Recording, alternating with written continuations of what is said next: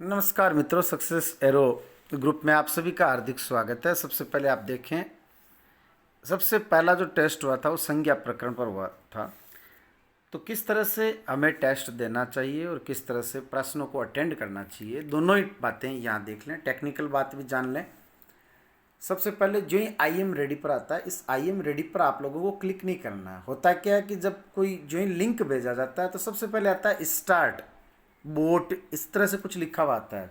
कई लोग इतने उतावले होते हैं, इतने उतावले होते हैं क्योंकि धैर्य बहुत ज़्यादा आवश्यक है। वो उस स्टार्ट पर वो उनको लगता है पता नहीं मैं रह जाऊंगा, तो कहीं नहीं रहोगा आप। जिसके समझ में नहीं आता उसको कहीं प्रेस नहीं करना चाहिए जब तक क्वेश्चन नहीं आता है। क्विज बोर्ड वो जो आता है उस पर स्टार्ट पर क्लिक नहीं करना है। 2-3 सेकंड का वो समय लेता है, फिर ये इस तरह से आ जाता है जैसा ये आया है, आई एम रेडी। आपको आई एम रेडी पर भी क्लिक नहीं करना है, थोड़ी देर इंतज़ार करना है। 2-3-4 लोग आई एम रेडी पर क्लिक करते हैं जो ग्रुप एडमिन कर देते हैं। ये नीचे नंबर आ रहे हैं 2 1 सेट गो, इस तरह से ये आते। ये पहला प्रश्न आ गया, निम्न में से जातिवाचक संज्ञा का उदाहरण है। इधर ये टाइमर चल रहा है, ये अब आपके पास सेकंड 37 36 35 सेकंड का समय है। जातिवाचक संज्ञा बीकानेरी भुजिया, ये तो विशेषण हो गया। भारतीय संस्कृति, ये संस्कृति की विशेषता बता रहा है। भारतीय संस्कृति, ये विशेषण हो गया। पाकिस्तानी नेता, विशेषण हो गया। नेपाली बहुत सीधे स्वभाव के होते हैं।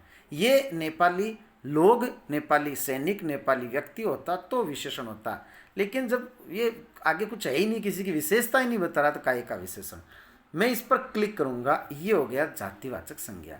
अब देखो, जो ही उत्तर मैंने अटेंड किया, यहाँ एक नीला सा बल्ब दिख रहा है आपको। इस पर क्लिक करोगे तो इस प्रश्न का एक्सप्लेनेशन आ जाएगा, इसकी व्याख्या आ जाएगी, जिसको आप देख सकते हैं, बाद में देख सकते हैं पूरी क्विज समाप्त होने के बाद। अव्यय से भाववाचक संज्ञा बनने का उदाहरण नहीं है। पहला है दूरी, जो दूर शब्द से बना है। ये तो दूर जो होता है वो तो अव्यय होता है। निरंतर, ये निरंतर से बना है। निरंतर ये भी अव्यय है।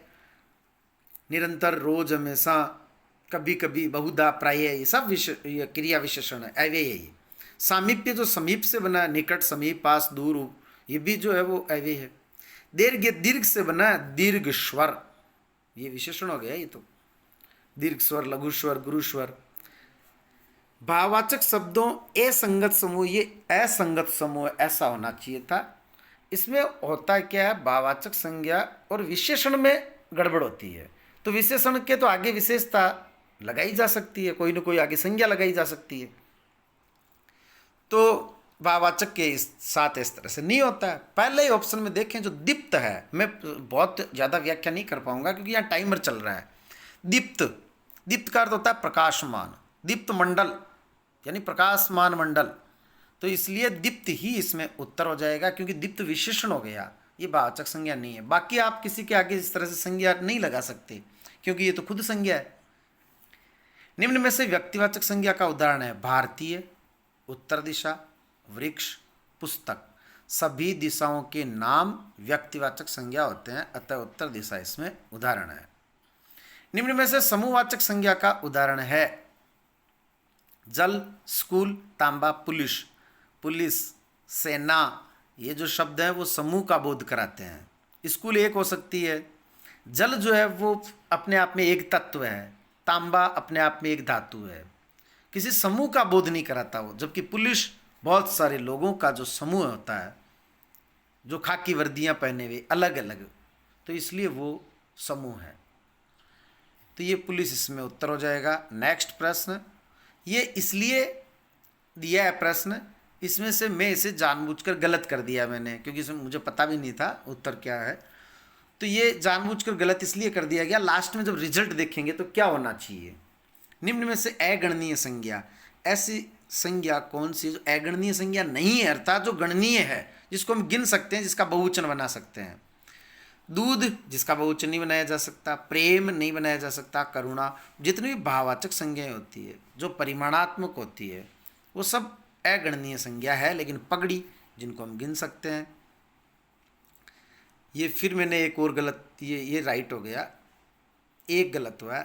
रामचरितमानस की रचना, ये कहीं प्रश्न टेक्निकल मिस्टेक से ही इसमें शामिल हो गया था, संज्ञा से संबंधित नहीं है, फिर भी हम इसको सही कर देते हैं। रामचरितमानस की जो रचना है वो नंबर 2 तुलसीदास जी ने की थी। सर्वनाम से बनी भाववाचक संज्ञा निरंतरता निरंतर शब्द से बना जो अव्यय है, सामीप्य समीप शब्द से बना जो अव्यय है, निजता निज शब्द से बना जो सर्वनाम है, नैकट्य निकट शब्द से बना जो अव्यय है। अगला पूछ रहा है सर्वनाम से बनी भाववाचक संज्ञा, तो उत्तर हो जाएगा निजता। कोरोना एक घातक रोग है। सभी तरह के रोगों के जो नाम हैं, पर्टिकुलर किसी बीमारी का नाम, वो व्यक्तिवाचक संज्ञा होगा। तो इसमें ये व्यक्तिवाचक। निम्न में से भाववाचक संज्ञा का उदाहरण नहीं है। करुणा, व्यथा, रुचि, बाधित। भाववाचक संज्ञा और विशेषण को छांटने में हमेशा दुविधा रहती है। काला कपड़ा, सफ़ेद दीवार, लाल रुमाल, तो जो विशेषण होता है उसके आगे कोई ना कोई संज्ञा का ऐड इस तरह से किया जा सकता है। उसको करुणा, व्यथा और रुचि के आगे इस तरह से जोड़ा नहीं जा सकता। बाधित मार्ग, बाधित परिस्थितियां, इसका मतलब ये विशेषण है। तो यही भाववाचक संज्ञा का उदाहरण नहीं है। ऐसा कौन सा वाक्य जिसमें व्यक्तिवाचक संज्ञा जो है वो जातिवाचक के रूप में प्रयुक्त हुई है? दशरथ पुत्र राम ने रावण का वध किया। दशरथ एक था, राम एक, रावण एक। हिमालय भारत के उत्तर में स्थित है। हिमालय, भारत, उत्तर तीनों ही व्यक्तिवाचक संज्ञा है। हर कोई स्वई भाट बनना चाहता है। अब हर कोई स्वई भाट बन नहीं सकता। यहाँ स्वई भाट का स्वई भाट नहीं, हर कोई स्वई भाट बनना चाहता है। इसका मतलब हर कोई संगीतकार बनना चाहता है, एक अच्छा संगीतकार। तो ये जातिवाचक संज्ञा हो गया। नेपोलियन बोनापार्ट एक महान व्यक्ति था, ये भी व्यक्तिवाचक संज्ञा है। नेक्स्ट, विशेषण से बनी भाववाचक संज्ञा का समूह है मेहनत, मेहनती। मेहनती विशेषण है और मेहनत भाववाचक है। तो ये तो भाववाचक से बना हुआ विशेषण का है। योजना भाववाचक संज्ञा, योजनाबद्ध ये विशेषण है। गरीब ये विशेषण है, गरीब आदमी। किस तरह से विशेषण की पहचान करेंगे? गरीब आदमी। मेहनत आदमी नहीं होता है, लेकिन गरीब आदमी होता है। इसका मतलब गरीब विशेषण और गरीबी भाववाचक है। तो ये विशेषण से बना भाववाचक संज्ञा का उदाहरण है। चौथा देखिए यहाँ परिश्रम, ये भाववाचक है। परिश्रमी ये विशेषण है, परिश्रमी लड़का। तो परिश्रम भाववाचक से परिश्रमी विशेषण बना है, जबकि गरीब से विशेषण से बनने वाला भाववाचक गरीबी, ये इसमें उत्तर हो जाएगा। निम्न में से भाववाचक संज्ञा शब्द का उदाहरण नहीं है। एकता, ता प्रत्यय जब लगता है भाववाचक संज्ञा होती है। बचपन ये भी भाववाचक है। बच्चा जातिवाचक से बना हुआ शब्द बचपन। लुटेरा, लुटेरा आदमी, तो ये तो विशेषण हो गया, ये भाववाचक संज्ञा का उदाहरण नहीं है। बुढ़ापा, बूढ़ा होने का भाव। आपा, पन, ता प्रत्यय लगकर भाववाचक संज्ञा बनता है, लेकिन एरा प्रत्यय जो है वो विशेषण बना देता है। ऐसा जातिवाचक संज्ञा का व्यक्तिवाचक में प्रयोग होने का उदाहरण, नेताजी। नेता शब्द जो होता है वो जातिवाचक संज्ञा होता है, लेकिन नेताजी ने जापान, चीन, रूस आदि देशों की यात्रा कर भारत के स्वतंत्रता के लिए प्रयास किया, अर्थात सुभाष चंद्र बोस ने।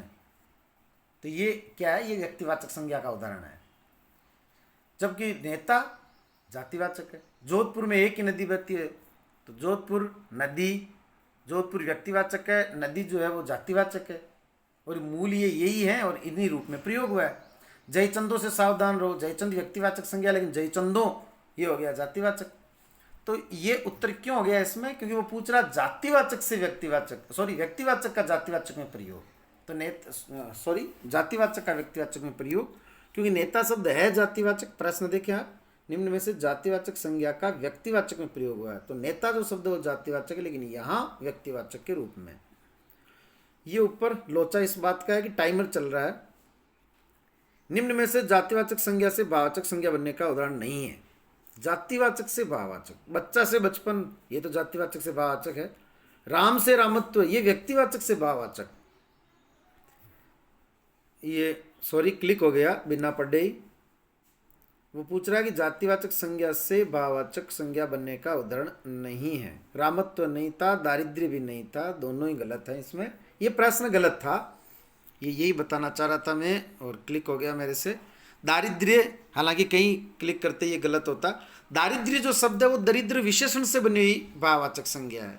मैत्री, मित्र से बना हुआ भाववाचक संज्ञा का उदाहरण है। 95 समास, ये प्रश्न इसमें नहीं आना चाहिए था, लेकिन कहीं से आ गया। खैर, तो 95 में तो वैसे ही बहुब्रीहि समास है, और 3 नंबर ये यहाँ है। नेक्स्ट देखें, ये इतने ही प्रश्न थे इसमें। ये देखिए आप करेक्ट 16, 2 रोंग किए थे वो रोंग हो गए। मिस्ड का मतलब है कोई प्रश्न यदि आप खाली छोड़ते तो मिस्ड में दिखा था। यहाँ मैं अकेला दे रहा हूँ इसलिए ये केवल मेरे एक का रिजल्ट है, लेकिन जब ग्रुप में देते हैं तो फिर एक साथ आप सभी की मेरिट आ जाती है। कुछ लोग बहुत उतावले, सर मेरा तो नाम ही नहीं है, मेरा तो रिजल्ट नहीं आया। इंतज़ार करना सीखें। आपको ये सोचना चाहिए कि नीचे लिखा हुआ रहता है कितने लोग आंसर दे रहे हैं। 80 लोग आंसर दे रहे हैं और लिस्ट आई है 20 की, इसका मतलब 60 लोगों के नाम नहीं आए, तो बाकी के लोग तो नहीं कह रहे हैं। तो वो जिस तरह से इंतज़ार कर रहे हैं हमें भी करना चाहिए। हमें हमें खुद को नहीं दिखता है क्या ग्रुप में कि भाई ये 20 लोग जो है वो उन्हीं का ही नाम आया, बाकी के फिर कहाँ गए, तो हम अपने आप उनकी व्यवस्था करते हैं। तो धैर्य बहुत बड़ी चीज़ होती है।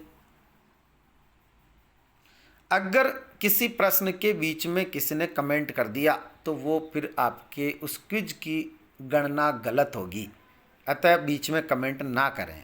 कई लोग इस तरह से लिखते हैं,